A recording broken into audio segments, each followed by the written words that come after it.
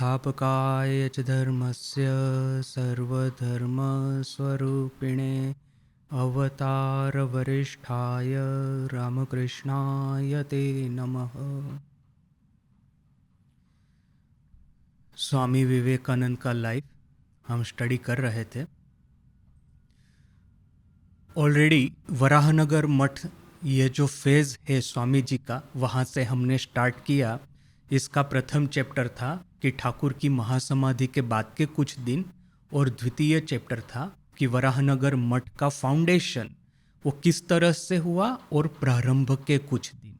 इसके बाद में third chapter confirmation of faith, कि किस तरह से ठाकुर के पास में से गेरुआ तो ग्रहण किया, वराहनगर मठ की स्थापना भी तो हो गई, किंतु यह श्रद्धा जो है, चैलेंज के सामने किस तरह से श्रद्धा को दृढ़ीभूत किया जाता है, वो फेज अभी ये थर्ड चैप्टर में हम देख रहे हैं। और एज ऑलवेज कि यह जो चैप्टर से और यह जो डिमार्केशन है स्वामी जी की लाइफ का, जिस तरह से पीरियड बनाए हैं वो मैंने बनाए हैं।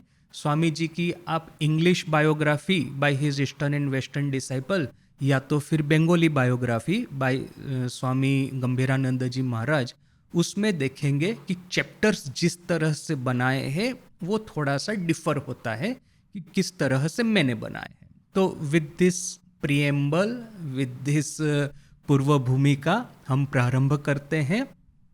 देखिए कि इस युग नायक में से एक पोर्शन लेकर के हम पाठ कर रहे थे। जो सबसे पहला इस चैप्टर का पॉइंट है कि किस तरह से नरेंद्र नाथ यानी कि भविष्य के स्वामी विवेकानंद की लीडरशिप के अनुसरण करते हुए त्यागी संतान वराहनगर मठ में आन पड़े थे, आन इकट्ठा हुए थे। और किस तरह से नरेन सब, अभी शुरू में तो क्या था कि कभी कभी ये लोग घर चले जाते थे, कभी कभी उनके माँ पिताजी आकर के उनको डरा धमका करके घर ले जाते थे। तो उस समय स्वामी जी उनके घर जा कर के उनको फिर ये ठाकुर की बातें, पुराने दक्षिणेश्वर के दिनों की बातें, यह सब याद करवा करके फिर से खींच करके वराहनगर मठ में लेके आते थे। तो यह सब कुछ हमने देखा। और फिर यह जो लीडरशिप वाला पोर्शन था उसका एक आखिरी पैराग्राफ बचा हुआ है, वो हम देख लेते हैं। क्या लिखते हैं गंभीरानंद जी महाराज? इसके पहले तो जो हुआ हमको पता ही है कि किस तरह से बार बार माँ पिताजी ये त्यागी संतानों को घर ले जाते थे। त्यागी संतान यानी कि यह जो 16 डायरेक्ट डिसाइपल -1 स्वामी विवेकानंद, तो ये 15, और उस समय विज्ञान महाराज तो बहुत बाद में आए थे।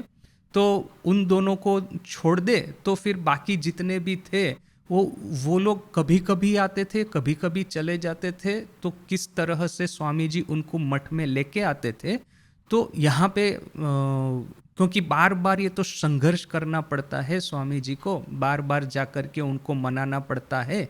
तो गंभीरानंद जी लिखते हैं, नरेंद्र ओ दमी बार पात्र छिले ना, नरेंद्र भी हारने वाला नहीं था। भले ही चाहे इस त्यागी संतानों के माँ पिताजी जितना भी उन त्यागी संतानों पे दमन गुजारे, जुलम गुजारे, उनको अपने कमरे में बंद कर दे, उनको कहे कि ये नरेन पागल लड़का है, उसका संगत मत करना, वो कुछ भी कर ले, नरेन हारने वाला नहीं था। गृहे फिरिया नरेंद्रेर पुनरागमन भये जखन তাহারা রুদ্ধদ্বার কক্ষে পাঠাভ্যাস নিরত থাকিতেন, তখন নরেন্দ্রনাথ হঠাৎ জড়ের মতো উপস্থিত হইয়া গৃহদ্বারে উপর্যুপরি कराघात करिया द्वार उद्घाटन कराइतेन एवं गुरु भ्राता के राजपथे टानिया लिया गया। अभिभावकेर असाक्षाते अग्निमयी बाणीर उत्सव खोलिया दितेन। महाराज का एक सेंटेंस पूरे एक पैराग्राफ जैसा। क्या है इसका अर्थ? जब ये त्यागी संतान वराहनगर मठ से अपने घर वापस आ जाते तो उनको डर तो लगता ही था कि नरेंद्र कभी भी आकर के उनको फिर से खींच के ले जाएगा।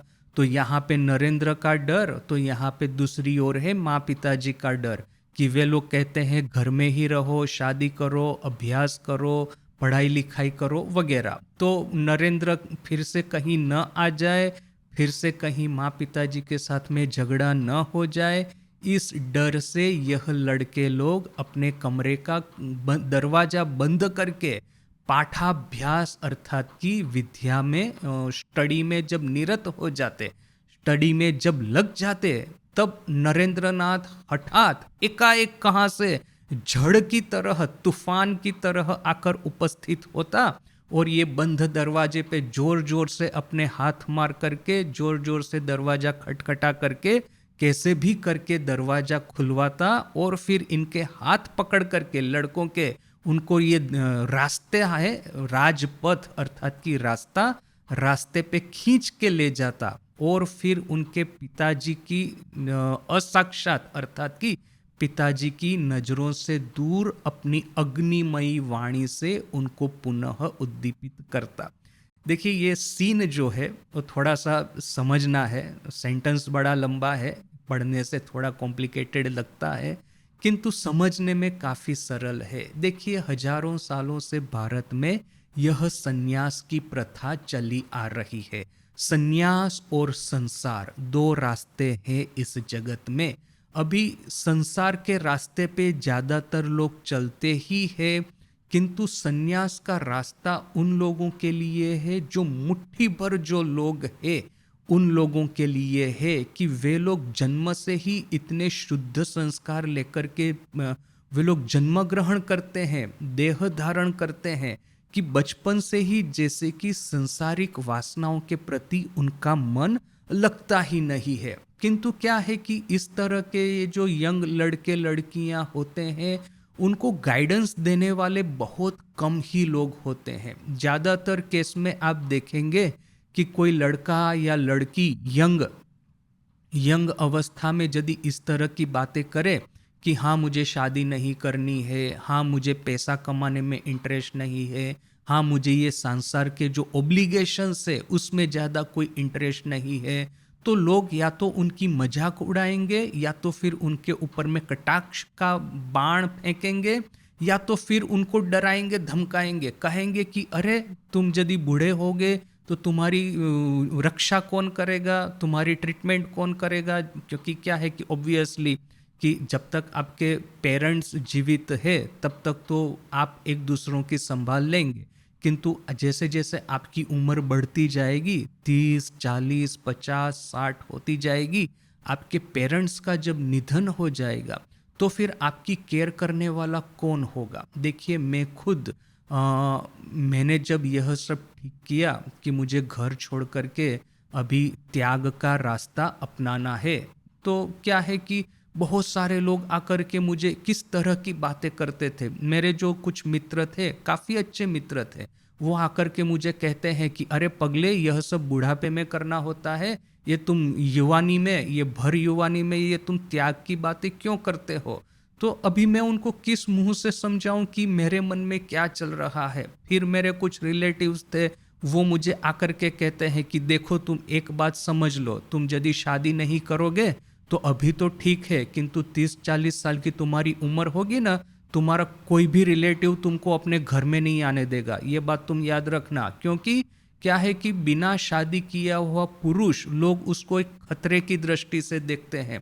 अपने घर में उसको बुलाएंगे तो घर में जो बाकी सब लेडीज है उसके साथ में वो दुर्व्यवहार करेगा, ऐसा करेगा, किसको पता। क्योंकि उसके मन की वासनाएं है, उसको एक नेचुरल आउटलेट तो मिलता नहीं है। शादी यदि की है तो ये सब क्या है कि मन की वासनाओं को एक नेचुरल आउटलेट मिल जाता है। तो शादी नहीं करोगे, सब मन के भीतर में वासनाएं भर के रहेगी, तो फिर कोई भी ना तुमको 30 साल की उम्र के बाद में अपने घर में ही नहीं आने देगा। तो ये बात तुम याद रखना। ऐसा करके मेरे रिलेटिव्स मुझे समझाते थे। तो क्या है कि देखिए कि यह सब मैंने देखा है, रामकृष्ण संघ के जितने भी साधु होंगे सब ने इस तरह से कुछ न कुछ उनको देखने को मिला है। मैं एक साधु की बात करता हूँ। एक महाराज थे, उन्होंने मुझे ये कहानी बताई थी। अभी ये महाराज के मित्र दूसरे साधु, तो अभी ये साधु के पिताजी बीमार थे, तो ये महाराज ने कहा अपने मित्र साधु को कि आप भी मेरे साथ में चलिए, मैं घर जा कर के थोड़ा सा उनको देख करके फिर हम लोग वापस आ जाएंगे। अभी क्या है, पिताजी बीमार है, उनका आखिरी समय चल रहा है, तो फिर अभी एक ओब्लिगेशन बनता है कि जाकर के मिलके थोड़ा सा सांत्वना देके वापस आ जाए। तो जिन महाराज के पिताजी बीमार थे, उनके जो मित्र साधु थे, उन साधु ने मुझे ये कहानी बताई है। वो मुझे कहते हैं कि हम दोनों उनके पिताजी के घर गए, देखा कि पिताजी मृत्युशैया पर शायित है, माँ पास में बैठ कर के रो रही है, और ये जो स्वामी जी थे वो एकलौते संतान थे अपने माँ पिताजी के, और अभी पिताजी तो उनका मृत्यु अभी पास में ही आ गया है, बूढ़ी माँ है, अकेली बैठी बैठी रो रही है। तो अभी क्या है कि ऐसा कोई रिलेटिव नहीं है कि माँ की कोई संभाल रखेगा। तो अभी जैसे ही ये स्वामी जी वहां जाके बैठे, तो उनके वृद्ध पिताजी और वृद्ध माँ ने उनका हाथ पकड़ लिया, कहा कि बेटा अब तुम वापिस मत जाना, तुम यदि चले जाओगे तो तुम्हारी माँ की कौन संभाल रखेगा। और देखिए कि ये जो लड़का है उनका हाईली टैलेंटेड, रामकृष्ण मिशन में तो आपको पता ही है कि किस तरह से हाईली टैलेंटेड सब यंग लड़के ज्वाइन करने को आते हैं। तो माँ पिताजी का एकलौता लड़का है, इतना अच्छा सा पढ़ाई लिखाई किया है, और फिर ये इस तरह से उनको छोड़ करके चला जाए साधु होने के लिए। आप सोचिए कि क्या उनके हृदय पे गुजरती होगी। तो जो मित्र साधु थे जिन्होंने मुझे ये कहानी बताई, वो कहते हैं कि मेरी आंखों में आंसू आना शुरू हो गए, क्योंकि क्या है कि घर की ये परिस्थिति, अभी पिताजी तो चलो अभी तो जाने ही वाले हैं, उनको तो आप कुछ नहीं कर सकते, किंतु वृद्धा माँ जो अकेली रहेगी घर में, क्या होगा बेचारी का, कहीं किस दिन गिर गई तो फिर उसको हॉस्पिटल कौन ले जाएगा, आधी रात को इमरजेंसी, मेडिकल इमरजेंसी आ गई तो कौन उसकी केयर करेगा। ऐसे तो हम न्यूज़पेपर में कितना ही पढ़ते हैं कि वो वृद्ध कपल है, हस्बैंड वाइफ अकेले रहते हैं, एक दिन 2-3 दिन देखा कि वे लोग कमरे में से अपने घर में से बाहर ही नहीं आ रहे, तो फिर पड़ोसियों ने घर तोड़ करके दरवाजा तोड़ करके भीतर में गए, पता चला दोनों का डेथ हो गया है, या तो पता नहीं कुछ हुआ है, कुछ मर गए हैं, और 3-4 दिनों तक खबर रखने वाला कोई नहीं था। तो ये मित्र साधु कहते हैं मुझे कि मेरी आंखों में आंसू आना शुरू हो गए, और मैं तो कहता हूँ, वो जो साधु जिनके ये पिताजी थे, वो तुम कहते हैं कि भाई तुम एक काम करो ना, तुम कुछ दिन यहाँ पे रह जाओ ना, मैं जाकर के आश्रम में जाकर के बड़े महाराज को बताऊंगा कि वहाँ पे आवश्यक है, तो उसको यहाँ पे रहने की जरूरत है। किंतु जिनके ये पिताजी थे, जिस साधु के, वो दोनों माँ पिताजी जो हाथ पकड़ करके बैठे हैं, हाथ खींच करके छुड़वा लिया और खड़े हो गए, और अपने मित्र को कहते हैं चलो यहां से निकलते हैं। तो जो साधु साथ में गए हैं वो जाने को तैयार नहीं है, वो कहते हैं अरे भाई तुम्हारी माँ की अवस्था तो देखो कैसी है। किंतु ये साधु कहते हैं कि नहीं, बस ठीक किया था कि 10 मिनट यहाँ पे बैठेंगे, 10 मिनट हो गया, अभी निकलो। तो जो मित्र साधु वहां से जाना नहीं चाहते थे, तो ये दूसरे साधु उनका हाथ पकड़ करके खींच के ले आए। देखिए कैसा रिवर्स। तो अभी क्या है कि आप संसार में रहते हैं, तो संसार में यह जो संबंध, प्रेम, ये जो माया जाल है, आपको इस तरह से जोरों करके बांध के रखेगी कि इसको तोड़ करके निकल के संन्यास लेने के लिए आना बड़ा ही मुश्किल हो जाता है।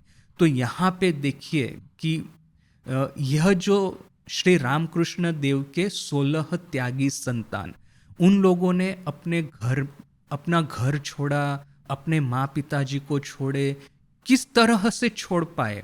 ये जो प्रेम का बंधन होता है संसार का, वो किस तरह से ये लोग उसको तोड़ पाए।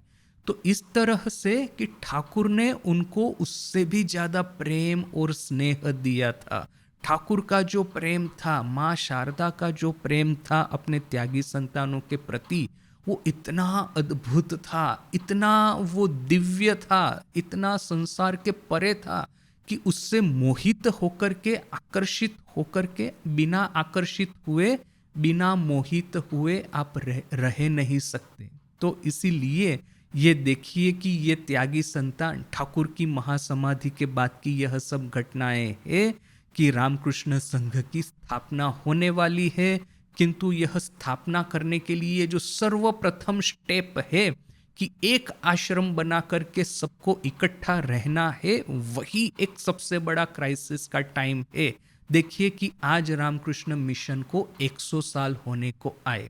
ये 100 साल में आप पूछेंगे कि यदि कभी क्राइसिस, ठाकुर की कृपा से हम लोगों ने कोई बहुत क्राइसिस को फेस तो किया है, बहुत सारी क्राइसिस को फेस किया है, किंतु हमको कभी ऐसा नहीं लगा कि यह क्राइसिस ऐसी क्रिटिकल है कि कभी हमारे संघ को ही न तोड़ दे।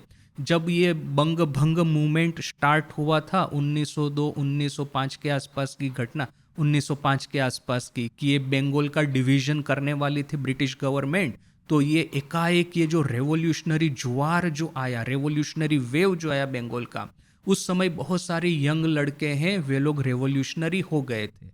किंतु फिर थोड़े कुछ समय के बाद में कुछ कुछ लोगों को लगा कि नहीं, यह सब वो ब्रिटिश लोगों की बंदूक से गोली मार करके हत्या करना या ब्रिटिश लोगों पे बॉम्ब फेंकना, इस तरह का टेररिज्म जो है वो कोई लॉन्ग टर्म सॉल्यूशन नहीं है भारत के लिए। आज भी देखिए कि जो लोग अपने देश के लिए टेररिज्म का इस्तेमाल करते हैं, देश के विकास के लिए या तो देश की मुक्ति के लिए या तो देश के डेवलपमेंट के लिए, उन लोगों का कभी कुछ होने वाला नहीं है। Terrorism is never an answer, spirituality is the answer.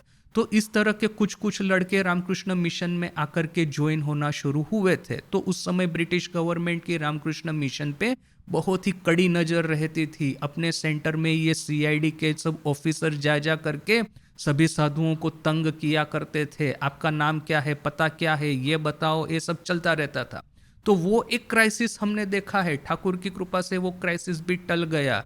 उसके बाद में हमने देखा कि संघ के ही भीतर में से कुछ ऐसे तत्व, कुछ इस तरह के लोग खड़े हुए जो कि संघ को भीतर में से ही तोड़ना चाहते थे। किंतु ठाकुर की कृपा से यह क्राइसिस भी टल गया। और यह जो जो म्यूनिसिपालिटी का टैक्स हमारे जो बेलूर मठ के ऊपर में लगाने वाले थे ब्रिटिश गवर्नमेंट, वो यदि लग जाता तो एक बहुत बड़ा फाइनेंशियल नुकसान हमको हो जाता।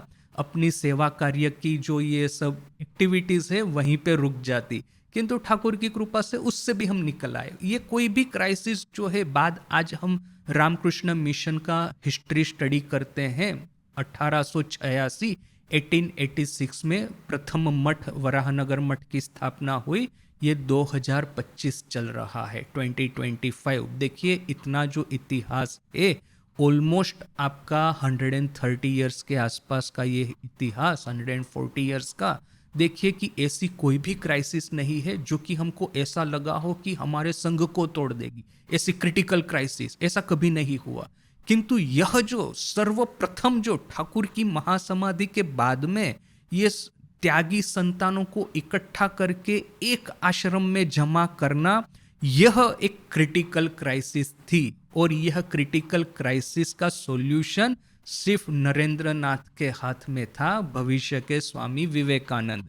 यदि स्वामी जी अपने उस मिशन में फेल हो जाते और ये त्यागी संतान एक मठ में आकर के इकट्ठा न होते, तो भविष्य का रामकृष्ण संघ, रामकृष्ण मिशन, हमारी जो इतनी सारी एक्टिविटी देश विदेश में हमारे ये जो शाखा प्रशाखाएं फैली है, हजारों यंग लड़के यहाँ पे साधु होने को आते हैं, अपना भविष्य उज्जवल बनाते हैं, अपना कुल जो है, अपने माँ पिताजी का जो पूरा यह एक ये है लिनिएज है, उसको वे लोग दिव्यता प्रदान करते हैं, उनके पाप धो देते हैं।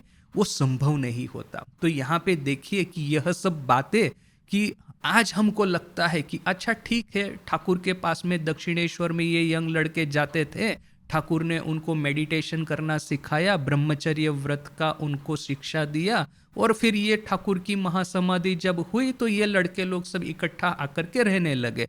ऐसा हम फटाफट करके पढ़ लेते हैं। किंतु ये जो एक्चुअल आप इसके उसको ग्रेन्युअल डिटेल्स में जाएंगे, डीप डिटेल्स में जाएंगे, तो पता चलेगा कि यह जो एक के बाद एक स्टेप आज हमको जो सहज लग रहे हैं, वो जब स्टेप्स लिए जा रहे थे वो कोई इतना सहज नहीं था। आज हमको यह सब चीजें भूतकाल में देखते हैं तो विद द बेनिफिट ऑफ हिंडसाइट हमको यह सब इनएविटेबल लगता है कि अरे वो तो होना ही था, ठाकुर के आशीर्वाद थे, माँ के आशीर्वाद थे, ये त्यागी संतानों को तो एक आश्रम बना करके साथ में रहना ही था, उसको कौन सी बड़ी बात है। किंतु देखिए कि जब हम एक्चुअल हिस्ट्री को डिटेल में पढ़ते हैं और अपने को उस समय में ट्रांसपोर्ट कर देते हैं, मान लीजिए आज मेरे पास में टाइम मशीन है और आज मैं 1886 में चला जाता हूँ। बस यही 1 महीने पहले ठाकुर की महासमाधि हुई है और 1 ही महीने के बाद में अभी मैं त्यागी संतान हूँ, त्यागी संतान को फॉलो कर रहा हूँ, देख रहा हूँ कि वो अपने घर जा रहे हैं। शरत महाराज फॉर एग्जाम्पल घर जा रहे हैं, घर में पिताजी की डांट सुन रहे हैं और फिर पिताजी की डांट सुन करके यहाँ पे नरेन का डर है कि ये स्वामी जी अभी आ जाएंगे, हाथ पकड़ करके हमको वराहनगर मठ में ले जाएंगे। तो ये डर के मारे दरवाजा बंद करके बैठ करके स्टडी कर रहे हैं। थोड़ी देर हुई ना हुई, जोर जोर से कोई दरवाजा खटखटा रहा है, मेरा हृदय धबकना शुरू हो गया। पता चल गया कि नरेन आकर के खड़ा हो गया है। डरते डरते दरवाजा खुला, सही में स्वामी जी खड़े हैं। स्वामी जी ने हाथ पकड़ा और खींच करके रास्ते पे ले गए और फिर से सुनाने लगे वही अमृतमय वाणी कि हम लोग दक्षिणेश्वर जाते थे, ठाकुर के साथ में रहते थे, ठाकुर का प्रेम जो है वो कितना स्निग्ध, कितना शीतल, कितना दिव्य था, उसके सामने ये संसार तो बिल्कुल फीका है। इस तरह से जब नरेन बात करना शुरू करेगा तो फिर से हृदय पिघल जाएगा। सोचेंगे कि अरे मैं यहाँ पे कहाँ इस कचरे में पड़ा हुआ हूँ, कहाँ संसार में पड़ा हुआ हूँ। छोड़ो यह सब स्टडी को, गोली मारो कैरियर को, छोड़ो माँ पिताजी को, चलो चलते हैं वही वराहनगर मठ में जहाँ पे दूसरे मेरे गुरु भाई रह रहे हैं। तो ऐसा करके नरेन उसको खींच करके ले जाता है। जब हम यदि अपने नज़रों से अपने को वहाँ पे ले जाते तो हमको ये डाउट हो जाता कि नरेन का ये जो मिशन है वो सक्सेस होगा कि भी नहीं। इतने सारे लड़कों को एक के बाद एक खींच करके पकड़ के ले आकर के एक जगह पे रखना, और ये सब तो एक एक अपने ये है ना, सभी तो महारथी है, सभी के भीतर में भयानक टैलेंट है। यदि इन लोगों को खुला छोड़ दिया जाए तो एक एक त्यागी संतान ठाकुर का क्या से क्या नहीं कर लेगा। वे लोग चुपचाप नरेन की बात सुन रहे हैं, चुपचाप उन्होंने ठाकुर की बात सुनी। ये भी तो कोई मिरेकल से कम नहीं है। आज हम देखिए कि हम कोई भी वर्क एनवायरनमेंट में जाते हैं, वो चाहे एकेडमिक एनवायरनमेंट हो न कि कॉरपोरेट सेक्टर हो, कहाँ पे भी हम जाते हो, जहाँ पे एक से ज़्यादा 10-15 टैलेंटेड लोग इकट्ठा होते हैं, देखेंगे कि कितना भयानक ईगो क्लेश इन लोगों में होता है। तो यह जो ईगो क्लेश है उससे बच करके उनको एक डायरेक्शन में ले जा करके काम करवाना, वे तो जो इस तरह के हाई प्रेशर एनवायरनमेंट में रहा है उन्हीं को पता है कि किस तरह से दूसरों को सम्मान देना, किस तरह से टैलेंट को अप्रिशिएट करना, किस तरह से लीडरशिप को फॉलो करना, किस तरह से लीडरशिप एस्टैब्लिश करनी, वो भी तो एक बहुत बड़ी टैलेंट है। ये जो बड़ी बड़ी मल्टीनेशनल कंपनीज है वहाँ का वर्क कल्चर, वर्क एथिक्स आप देखेंगे तो आप अभी रिसेंटली मैं एक न्यूज़पेपर रिपोर्ट पढ़ रहा था, उसमें लिखा था कि अभी जितने भी देश है सभी लोग चाहते हैं कि हमारे यहाँ पे एआई स्टार्टअप कंपनी स्टार्ट हो। अभी प्रॉब्लम क्या है कि देखिए जो एआई इंजीनियर्स है वो लोग हाईली डिमांड में है, उन लोगों को बड़ा हाई सैलरी चाहिए, वरना तो वे लोग आपके वहाँ पे रहेंगे नहीं, क्योंकि उनको तो हमेशा बेटर ऑफर्स आती रहती है। तो अब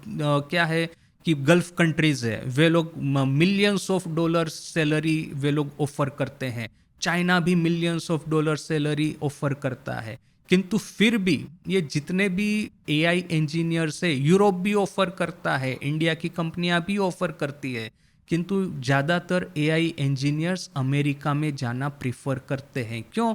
क्योंकि अमेरिका में सैलरी के अलावा एक लिबरल एनवायरनमेंट उनको मिलता है कि जहाँ पे वो अपने बीवी बच्चों को भी लेके जा सकते हैं, बच्चों के लिए पढ़ाई का भी एक बहुत अच्छा एक मौका है, उनकी जो वाइफ है उनको एक सोशल एक चाहिए एनवायरनमेंट वो मिलता है। इन लोगों को इंजीनियर को अपना रिसर्च यदि परस्यू करना है तो रिसर्च के लिए एक टीम वर्क उनको मिल जाता है। मतलब सो मेनी अदर देन ये जो मॉनेटरी बेनिफिट्स है उसके अलावा, पे पैकेज के अलावा दूसरे इतने सारे बेनिफिट्स है अमेरिका जो ऑफर करता है कि सभी लोग वहाँ पे जाना चाहते हैं। तो एक्चुअली क्या है कि देखिए कि दिस मॉनेटरी बेनिफिट के ऊपर से भी जाकर के यह जो एनवायरमेंटल बेनिफिट है, जो एक सोशल बेनिफिट लोगों को मिलते हैं, उसके प्रति लोग ज़्यादा आकर्षित होते हैं। तो यहाँ पे भी देखिए कि आप ये एक आपको कॉरपोरेट कल्चर क्रिएट करना पड़ेगा ना, तभी तो आप हाईएस्ट टैलेंट को अट्रैक्ट कर पाएंगे। गल्फ कंट्री हो, चाइना हो, यूरोप हो, भले ही चाहे गमे जितना ही बड़ा वे लोग पे पैकेज आपको देते होंगे, पर एनम आपको इतना मिलियन देते होंगे, but no one compares to the social system, liberal system that America has created so far. अभी वहाँ पे भी वो पगला आ गया है, पता नहीं क्या करेगा। तो एनीवे यहाँ पे भी रामकृष्ण मिशन में भी आप देखिए कि आपको एक लिबरल एनवायरनमेंट खड़ा करना है कि जहाँ पे टैलेंट को सराहा जाता है, जहाँ पे लीडरशिप क्वालिटी जिनमें होती है उनके प्रति रिस्पेक्ट प्रकट की जाती है। यहाँ पे जिसके पास में टैलेंट है तो टैलेंट को अप्लाई करने का उसको एक अपॉर्चुनिटी प्राप्त होता है। ये नेपोटिज्म कि ये मेरा लड़का है तो इसको मैं प्रमोशन दूंगा, और ये मेरा लड़का नहीं है या तो फिर मेरा विद्वेषी है तो उसको मैं साइड पे कर दूंगा, इस तरह का एक टॉक्सिक एनवायरनमेंट खड़ा करने से अपना संघ कभी भी आगे नहीं बढ़ता। तो देखिए कि यह अपना इंस्टीट्यूशनल सेटअप किस तरह से स्टार्ट हुआ, किस तरह से भविष्य के रामकृष्ण संघ में परिणत हुआ, उसके पीछे यह सब स्वामी जी का फुटवर्क रहा है। तो ये सेंटेंस थोड़ा कॉम्प्लिकेटेड है किंतु साहित्य की दृष्टि से भी बड़ा सुंदर है। मैं फिर से एक बार पढ़ता हूँ। गृहे फिरिया नरेंद्रेर पुनरागमन भये जखन ताहारा रुद्ध द्वार कक्षे पाठाभ्यासे निरत থাকিতেন তখন নরেন্দ্রনাথ হঠাৎ ঝড়ের মতো উপস্থিত হইয়া गृहद्वारे उपरजुपरी कराघात करिया द्वार उद्घाटन कराईतेन एवं गुरु भ्राता के राजपथे टानिया लैया गया अभिभावकेर ओशाकाते अग्निमयी बाणीर उत्सो खुलिया दीतेन। यह त्यागी संतान जब नरेंद्र के भय से जब घर में वापिस आ जाते तो वे लोग अपने कमरे का दरवाजा बंद करके स्टडी करने में लग जाते, किंतु उसी समय एकाएक तूफान की तरह नरेंद्रनाथ आकर के उपस्थित होता, दरवाजे पे जोर जोर से आघात करता, खटखटाता और कैसे भी करके दरवाजा खुलवाता और फिर अपना गुरु भाई जो है उसका हाथ पकड़ करके रास्ते पे लेके खींच के जाता और पिताजी की अनुपस्थिति में, पिताजी की एब्सेंस में उसको फिर से वही अग्निमयी दिव्य वाणी का श्रवण करवाता जो कि उन्होंने श्री रामकृष्ण देव के मुंह से दक्षिणेश्वर में सुनी थी। और इस तरह से जब उनका हृदय विगलित हो जाएगा तब यही गुरु भ्राता को नरेन अपने वराहनगर मठ में लेके चला आता। তিনি কখন যে কাহার বাড়িতে उपस्थित होइतेन ताहार किछुई ठीक छिलो ना। नरेन कब किसके घर आकर के खड़ा हो जाएगा, किसका ब्रेन वॉश करने लगेगा, उसका कुछ ठीक नहीं था, कोई शेड्यूल नहीं था, सब अनएक्सपेक्टेड रखना है। अनप्रिडिक्टेबिलिटी जो होती है ना, ये स्ट्रेटेजी का बहुत बड़ा पार्ट है। यदि आप किसी का ब्रेन वॉश करना चाहते हैं और एक प्रिडिक्टेबल पैटर्न बना देते हैं तो फिर क्या है, सामने वाला उसका एंटीडोट खोज निकालेगा। इस समय वो आता है तो इस समय मैं घर छोड़ के चला जाता हूँ, वो आकर के किसके साथ बात करेगा। किंतु अनप्रिडिक्टेबिलिटी यानी कि कब कहाँ पे आकर के नरेन खड़ा हो जाएगा, किसका हाथ पकड़ करके उसको खींच के ले जाएगा, कब किसका किस तरह से ब्रेन वॉश करना शुरू कर देगा, कुछ ठीक नहीं था। तो ऐसा करके करके सर्वप्रथम रामकृष्ण इंस्टीट्यूशंस जो है उसका फाउंडेशन नरेन ने डाला है, स्वामी विवेकानंद ने डाला है। तो यह तो हो गया कि ठाकुर की महासमाधि के बाद में किस तरह से नरेन की लीडरशिप है, उसने इस अपने गुरु भाइयों को, ठाकुर के त्यागी संतानों को इकट्ठा करके रखा। तो यह एक मामला हो गया। अभी इसके बाद में जैसे कि यह चैप्टर का टाइटल है एफर्मेशन ऑफ फेथ, श्रद्धा का दृढ़ीकरण, वह दो घटनाएं जो कि इस चैप्टर में ली गई है वह प्रारंभ होती है। सर्वप्रथम तो बाबूराम महाराज थे ठाकुर के त्यागी संतान स्वामी विवेकानंद के एक गुरु भाई, स्वामी भविष्य के स्वामी प्रेमानंद। उनकी माता जी उनको गांव में आने का निमंत्रण देती है। कलकत्ता के पास में ही एक गांव है, उसका नाम है आठपुर। तो यह क्रिसमस की छुट्टी में अर्थात कि दिसंबर 1886, अगस्त 1886 में ठाकुर की महासमाधि हुई और उसके कुछ ही महीनों के बाद में अगस्त से सितंबर, अक्टूबर, नवंबर, दिसंबर, बस ऑलमोस्ट 3 महीने के बाद में ही, 4 महीने के बाद में ही यह बाबूराम महाराज की माँ ने यह सभी गुरु भाइयों को आठपुर आने का निमंत्रण दिया। कलकत्ता के पास के ही एक गांव।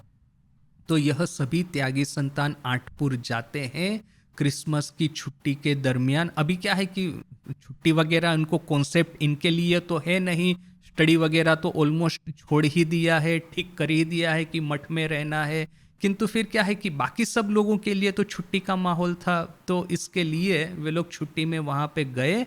और फिर जो घटना हुई वहाँ की, वो रामकृष्ण संघ के इतिहास में चिर स्मरणीय घटना है। तो उसका अभी हम पाठ करते हैं। युग नायक में से ही स्वामी गंभीरानंद जी महाराज, युग नायक स्वामी विवेकानंद किताब के लेखक, क्या लिखते हैं? वराहनगर मठेर तखनो शबे प्राथमिक अवस्था चलिते छे। वराहनगर मठ की उस समय प्राथमिक अवस्था ही चल रही थी। ऑब्वियसली पता है कि अगस्त में ठाकुर की महासमाधि हुई, अक्टूबर में वराहनगर मठ की स्थापना हुई, और मठ की स्थापना के बाद में इमीडिएटली तो सब गुरु भाई है मठ में आकर के रहते नहीं थे, अपने अपने घर बीच बीच में चले जाना पड़ता था, नरेन उनको खींच के ले आता था। तो अक्टूबर में स्थापना हुई मठ की और दिसंबर की ही यह घटना है। इसलिए महाराज लिखते हैं कि वराहनगर मठ की उस समय प्राथमिक अवस्था चल रही थी।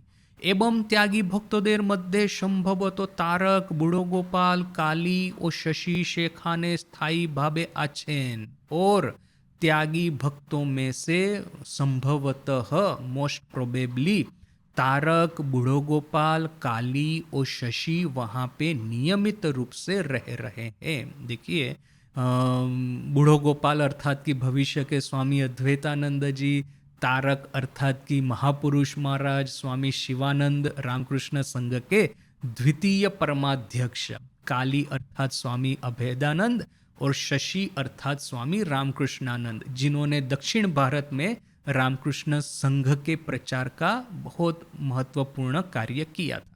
तो यह 4 त्यागी संतान उस समय मठ में नियमित रूप से रह रहे थे।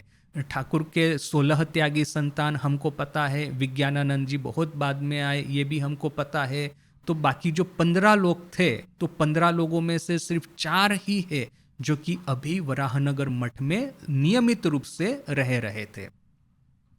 एमन समये श्रीजुक्त बाबूरामेर बाड़ी आठपुर होते निमंत्रण आशिलो। उस समय बाबूराम महाराज के घर आठपुर से निमंत्रण आया। बाबूराम महाराज यानी कि ठाकुर के और एक त्यागी शिष्य 16 में से एक। बड़ो दिने शेखाने जाते होइबे। बड़ो दिन अर्थात कि क्रिसमस को बड़ो दिन कहते हैं, तो क्रिसमस की छुट्टी में आठपुर जाना होगा। प्रथमे कथा छिलो नरेंद्र, बाबूराम प्रभृति 2-4 जन जाइबे। पहले तो ऐसी बात थी कि नरेंद्र अर्थात कि स्वामी विवेकानंद और बाबूराम अर्थात कि भविष्य के स्वामी प्रेमानंद, इस तरह से 2-3 ही त्यागी संतान वहां पे जाएंगे। किंतु क्रमे जाना जानी होइया बेश एकटी बड़ो दल जमिया गेलो। किंतु अभी तो बात तो फैलने ही वाली है कि बाबूराम महाराज के घर से आठपुर से निमंत्रण आया है। उनकी माँ मातंगिनी देवी, जो कि ठाकुर की बहुत बड़ी भक्त थी, बहुत ही निष्ठावान भक्त थी, उन्होंने आमंत्रण दिया है। तो फिर ये स्वामी जी और बाबूराम महाराज, इनके साथ में दूसरे त्यागी संतान भी आने को तैयार हो गए। और आखिर में कितने लोग वहां पे गए? नरेंद्र अर्थात स्वामी विवेकानंद, बाबूराम अर्थात भविष्य के स्वामी प्रेमानंद, शरत स्वामी शारदानंद, शशि स्वामी रामकृष्णानंद, तारक महापुरुष महाराज, काली अभेदानंद जी, निरंजन निरंजनानंद जी, गंगाधर यानी अखंडानंद जी, और शारदा अर्थात की स्वामी त्रिगुणातीतानंद जी। देखिए कितने हुए, नरेन, बाबूराम, शरद, शशि, तारक, काली, निरंजन, गंगाधर और शारदा। 9 ठाकुर के जो 16 डायरेक्ट डिसाइपल है, त्यागी संतान, मोनेस्टिक डिसाइपल, उसमें से 9 त्यागी संतान वहां पे ट्रेन में बैठ करके वहां पे गए। एवं संगे बाया तबला और तानपुरा लेते भूली लेना। और ये 9 त्यागी संतान वहां गाड़ी में ट्रेन में बैठ करके आठपुर जाते हैं और साथ में तबला और तानपुरा लेना भूले नहीं है। हावड़ा स्टेशन होते तारकेश्वर गामी गाड़ी ते उठियाई नरेंद्रनाथ गान धरी लेन। हावड़ा स्टेशन से तारकेश्वर जाने वाली ट्रेन में बैठ करके ही नरेंद्र ने गान छेड़ा, शिव शंकर व्योम व्योम भोला इत्यादि। शिव शंकर व्योम व्योम भोला वगैरह।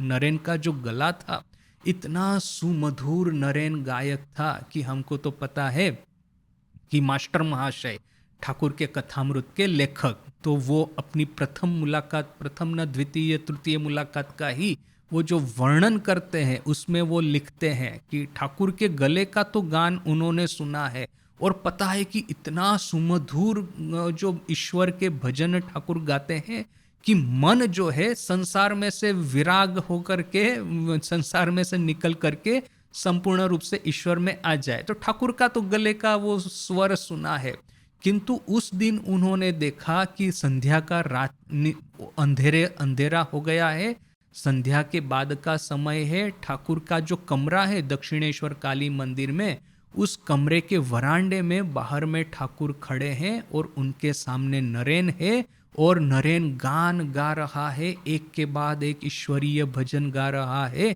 और ठाकुर समाधि में मग्न हो गए हैं। तो मास्टर महाशय लिखते हैं कि ठाकुर के बाद में इतना सुमधुर गान गाने वाला उन्होंने नरेन को ही देखा है। और उस समय ठाकुर तो भाव समाधि में थे, तो चेहरे का जो हास्य है, चेहरे पे जो आनंद है, जैसे कि दुनिया भर का आनंद इकट्ठा होकर के उनके हृदय में से निकल करके छलक छलक करके चेहरे पर जो स्प्लैश हो रहा है।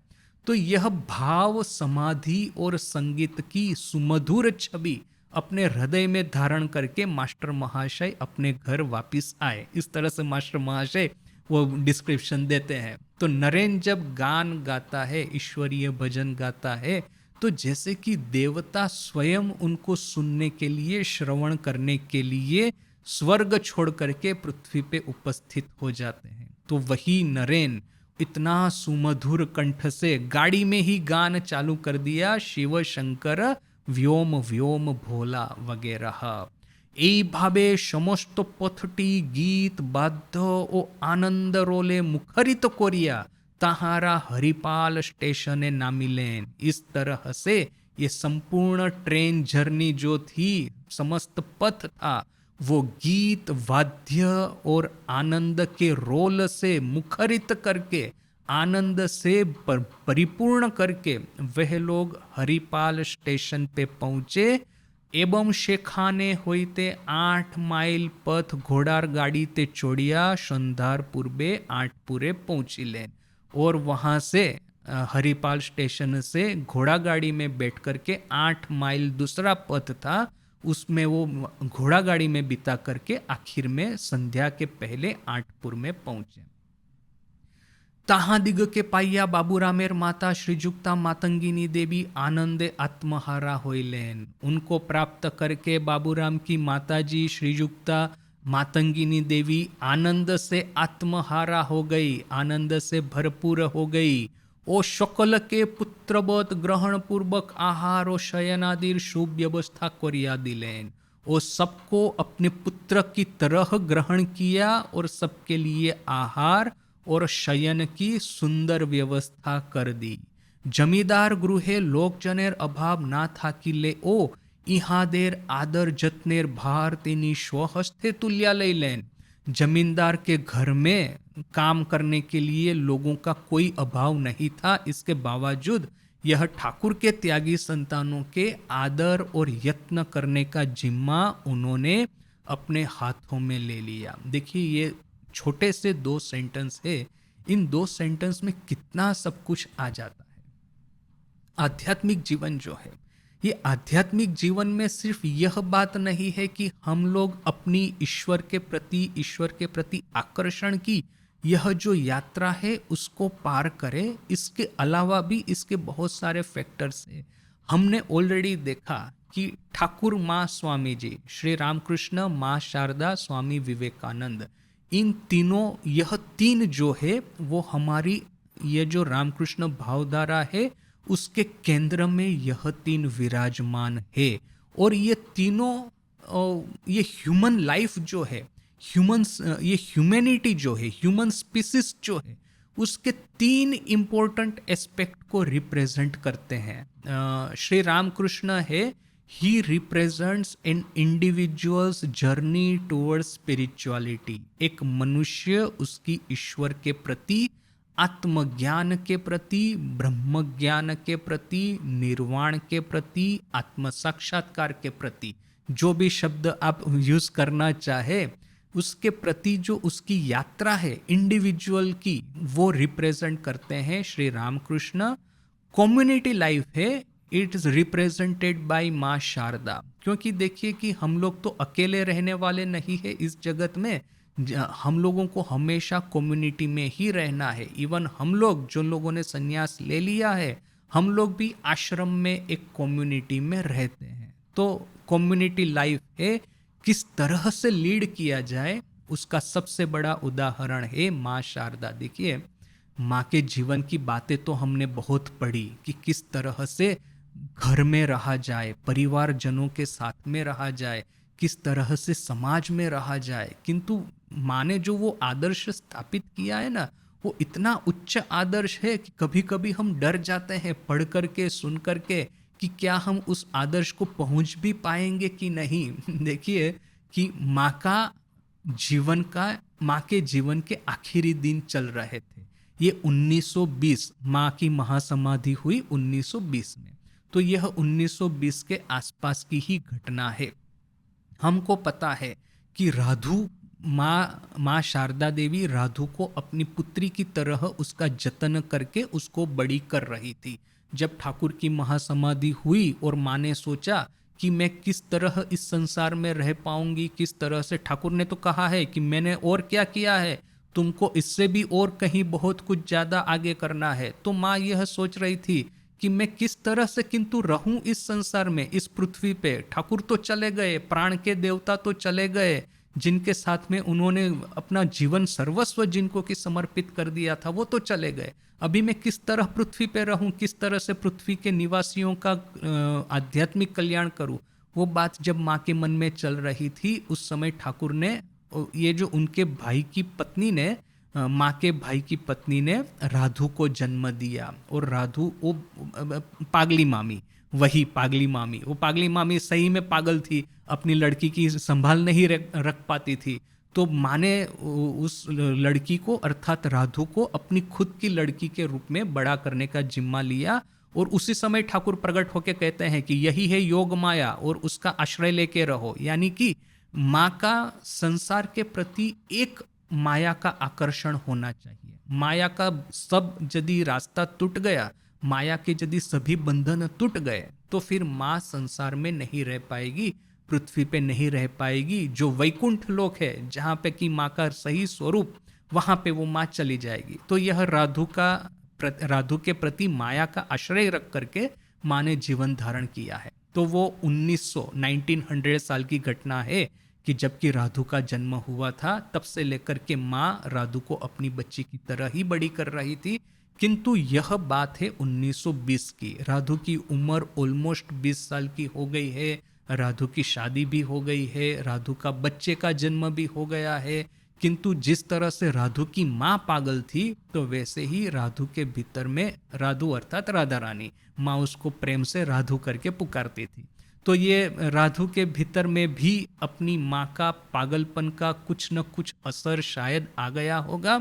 और फिर वो माँ शारदा को जिस तरह से परेशान करती थी, जिस तरह से दुर्व्यवहार करती थी, कि ये उद्बोधन की ये घटना है, साधु है, बाकी जो डिवोटी है, वे लोग एकदम नाराज हो जाते, गुस्सा हो जाते थे, क्रोधित हो जाते थे। किंतु क्या करें, राधु के प्रति माँ का तो मातृभाव है। आप अपनी माँ से उसकी बच्ची को कैसे छीन सकते हैं, भले ही चाहे यह बच्ची अपनी माँ के प्रति कितना ही दुर्व्यवहार क्यों न करती रहे। तो ये घटना है, माँ मृत्युशैया पे सोई हुई है, बीमारी तो बढ़ती ही जा रही है। देश विदेश से कितने भक्त है जो कि माँ के दर्शन के लिए वहाँ पे उद्बोधन में आकर के खड़े हुए हैं। स्वामी जी ने रामकृष्ण संघ की स्थापना की, तो ऑलरेडी देश विदेश में हमारी जो ब्रांचेस है वो फैल गई है। और सबके लिए तो माँ साक्षात देवी समान है, साक्षात जगत धात्री, जगत जननी समान है। और माँ के जीवन की आखिरी बीमारी चल रही है, सब जगह से साधु, ब्रह्मचारी, भक्त देश विदेश के सब लोग यह आशा रख के उद्बोधन में आए हैं कि माँ का दर्शन हो, माँ का आखिरी आशीर्वाद प्राप्त हो। किंतु माँ के खुद के घर में दूसरी ही लीला चल रही है। यह राधु पागल की तरह माँ को गाली पे गाली दी जा रही है। अभी क्या है कि राधु का तो छोटा बच्चा है, तो राधु की खुद की तो कैपेसिटी नहीं थी अपने बच्चे की चिंता करने की, उसकी संभाल रखने की। तो माँ ने कहा होगा किसी ओल्ड लेडी डिवोटी को कि उसके बच्चे की संभाल रखना। तो बस राधु जो क्रोध आया, वो माँ को गाली के बाद गाली दी जा रही है, और इतनी खराब खराब गालियां कि जो ये स्मृति कथा लिखते हैं वे लोग कहते हैं कि हम लोग लिख नहीं पाएंगे। इस तरह का राक्षसी पिशाचिक व्यवहार राधु माँ के साथ में कर रही है, और माँ चुपचाप सब कुछ सहन करते जा रही है, सहन करते ही जा रही है। तो ये लोग कहते हैं कि किस तरह की आपकी ये दिव्य शक्ति होगी कि इतना भयानक दुर्व्यवहार आप सहन कर पाएंगे। यहाँ पे देश विदेश के हजारों हजारों भक्तों साधुओं के लिए माँ साक्षात देवी है। यदि एक आदेश करेगी तो वे लोग अपने प्राण न्योछावर कर देंगे। और यही देवी के प्रति यह लड़की है, पागल लड़की, उनको ऐसी भयानक गाली दे रही है कि हम लोग सुन नहीं पाएंगे। और किसी को ऐसी एक गाली भी देगी ना, उसकी हम पिटाई कर लेंगे। और माँ को तो ऐसी हजारों गालियां दे जा रही है, और माँ सब कुछ चुपचाप सहन करती है। आखिर में किंतु ऐसा बोल दिया राधु ने, तुम मरो, तुम्हारे मुंह में आग लगे और तुम मरो। ऐसा करके जब बोला तब माँ को गुस्सा आ गया। माँ ने नाराज होकर के कहा कि देखो कि मैं जब मरूंगी ना तो तुमको पता चलेगा कि तुम्हारी क्या अवस्था होती है। वैसे ही तुम पागल हो, तुम्हारी रक्षा, तुम्हारी संभाल, ये तुम्हारी केयर ये साधु लोग इसीलिए करते हैं कि क्योंकि तुम मेरे रक्षण में हो। जिस दिन मैं चली जाऊंगी याद रखना कि तुम मरोगी भी ना, तो कोई तुमको देखने वाला नहीं होगा, कोई तुमको खाना खिलाने वाला नहीं होगा। पता नहीं तुम्हारे भविष्य में कितनी लातें पड़ी है, कितनी गालियां पड़ी है तुम्हारे भविष्य में, तुमको पता नहीं ये बात। माँ ने आखिर में यह बात कह दी। देखिए कि किंतु यह बात कब कही, डेज आफ्टर डेज राधु माँ को गाली दिए ही जा रही है, माँ का अपमान किए ही जा रही है। उसके बाद में माँ को ऐसा बोलना पड़ा। किंतु देखिए, माँ ने यदि ऐसा एक आदेश किया होता अपने त्यागी संतानों को कि इसको निकालो यहाँ से, तो एक क्षण में विदिन 1 सेकंड ये जितने भी साधु सन्यासी भक्त थे वो राधु को पकड़ करके कहाँ उसको फेंक देते। माँ को एक आदेश मात्र करना था, वो आदेश माँ ने कभी नहीं किया। आखिरी घड़ी तक राधु माँ के साथ में रही। तो यह है कि संसार, ये जो कम्युनिटी लाइफ किस तरह से लीड करना, भयानक सहन शक्ति होनी चाहिए। यदि सहन शक्ति, करुणा, प्रेम नहीं होगा तो ये कम्युनिटी लाइफ हम लीड नहीं कर पाएंगे। तो यह एक जो बात है कि ठाकुर का जो आध्यात्मिक साधना का वो जो रिप्रेजेंट वो करते हैं, ठाकुर की आध्यात्मिक साधना की कहानियां भरपूर है, प्रचंड तपस्या उन्होंने की है। तो वो हमारे लिए ईश्वर प्राप्ति के लिए या तो फिर निर्वाण प्राप्ति के लिए आदर्श है ठाकुर। कम्युनिटी लाइफ के आदर्श है माँ शारदा, और स्वामी विवेकानंद है human civilization as a whole किस तरह से स्टडी करे, किस तरह से इंप्रूव करे। स्वामी जी का पूरा कंप्लीट वर्क से वी नो दैट। सो यहाँ पे देखिए कि ठाकुर ने, रामकृष्ण संघ ने यह जो एक बनाया है, एक पूरा पैकेज, एक कंप्लीट पैकेज, आज की लैंग्वेज में कहेंगे कि आध्यात्मिक साधना किस तरह से करनी है, कम्युनिटी लाइफ में किस तरह से रहना है, और फिर ये ह्यूमन सिविलाइजेशन है उसको किस तरह से स्टडी करना है, उसको किस तरह से इम्प्रूव करना है। तो यहाँ पे ये जो मातंगिनी देवी है, बाबूराम महाराज की माँ, देखिए गंभीरानंद जी क्या कहते हैं कि जब ये त्यागी संतान आठपुर में आए तो मातंगिनी देवी आनंद से आत्महारा हो गई, अर्थात कि आनंद से भरपूर हो गई। और सिर्फ बाबूराम ही उनका एक लड़का है ये 9 लड़कों में से, किंतु 9 लड़कों को उन्होंने बाबूराम की तरह ही, अपने पुत्र संतान की तरह ही स्वीकार किया। और उन सब की खातिर करने के लिए, वो तो जमींदार का घर था, धनपति का घर था, 10 नौकरों को लगा सकती थी वो मातंगिनी देवी, किंतु 10 नौकरों को नहीं लगा करके अपने खुद से उनकी सेवा, उनकी केयर करने का जिम्मा उन्होंने ग्रहण किया। ये कब संभव है कि जबकि ये हम लोग अपने को रामकृष्ण भावधारा में ढाल देंगे, ये स्पिरिचुअलिटी है, ये हृदय की करुणा है, कम्युनिटी लाइफ और ये जो सिविलाइजेशनल अंडरस्टैंडिंग है, उससे जब हम भरपूर हो जाएंगे तभी कोई माँ या तभी कोई स्त्री या जो पराये के लड़के हैं उनको अपने लड़के की तरह स्वीकार करेगी। हम लोग यदि अपने रिलेटिव्स के वहाँ पे जाते हैं, मुझे याद है मैं मेरी माँ के घर जाया करता था, गांव में था। तो अभी क्या है कि मेरी माँ का जो माँ के पिताजी का घर, अर्थात कि मेरी माँ क्या मौसाल जिसको कहते हैं, ससुराल और मौसाल ऐसा दो होता है ना, माँ का पिताजी का घर और जो हस्बैंड का घर होता है।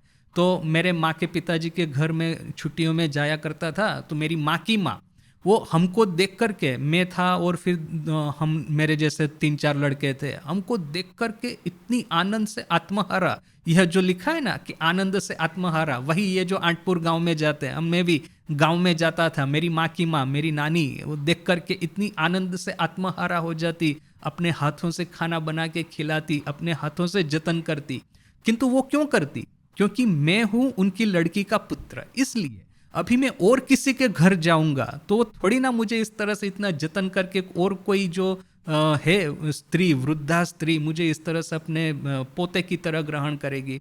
किंतु यहाँ पे ठाकुर ने वह जो एक कम्युनिटी लाइफ जो क्रिएट किया है अपने भक्तों के भीतर में, इतना स्ट्रॉन्ग और पावरफुल है, दिव्यता से भरा हुआ है कि इवन परायों के लड़के को, यह जमींदार की पत्नी है जो कि घमंड से तो भरी होते हैं ना जमींदार तो उस समय के, वो जमींदार की पत्नी ये बाकी लड़कों को अपने खुद के संतान के रूप में ग्रहण करती है। 2-3 सेंटेंस में भी देखिए कि कितना डीप फिलोसॉफिकल सिग्निफिकेंस है। इसके बाद में आठपुर में क्या हुआ वो सब अभी हम कल देखेंगे। आज यहीं तक। ओम शांति शांति शांति ही। हरि ओम तत्सत। श्री राम कृष्णार्पणमस्तु।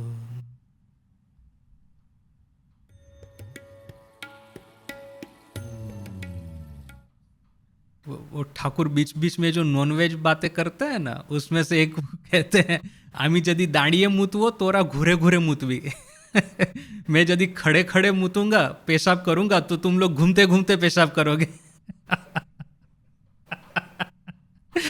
अर्थात ठाकुर कहते हैं मैं जी 100 आना करूंगा तो तुम लोग 1 आना करोगे।